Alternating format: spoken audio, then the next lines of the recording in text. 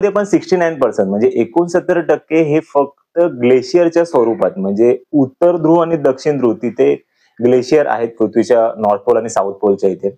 आणि तिथे एकदम म्हणजे ते बर्फाच्या स्वरूपामध्ये तिथे स्टोअर येते.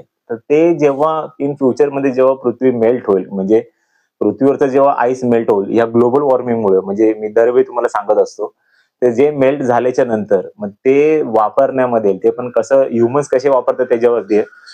पण हे फक्त 69% हे पाणी फक्त फ्रीजिंग मोडमध्ये, आणि त्याच्यामध्ये पण जे काही 30% जे काही पाणी आहे, म्हणजे आता आपण समजा विहिरी आपण म्हणजे खोदतो किंवा आपण बोर वगैरे, बोर म्हणजे बोरचं पाणी जे काही जमिनीमध्ये आहे उपलब्ध ते 30%, 69% फ्रीजिंग मोडमध्ये, म्हणजे त्यामध्ये जो 1% राहतो ना, ते पाणी फक्त आपण आता सध्या वापरतो म्हणजे पिण्यासाठी, आणि त्याच्यावरती आपण सर्व पृथ्वीवरचं लाईफ त्या 1% पाण्यावरती डिपेंड आहे.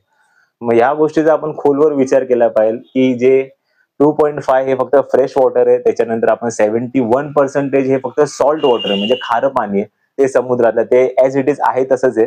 ते फक्त आपल्याला जेव्हा आपण पावसाळा जेव्हा आपण बघतो तेव्हा ते फक्त भापशीकरण होऊन ते फक्त सीझन वाईज आपल्याला ते नॅचरली ते आपल्याला युज करता येतं. पण 75 ला आपण युज करण्याचं ते डिसॅलिनेशनची प्रोसेस आहे.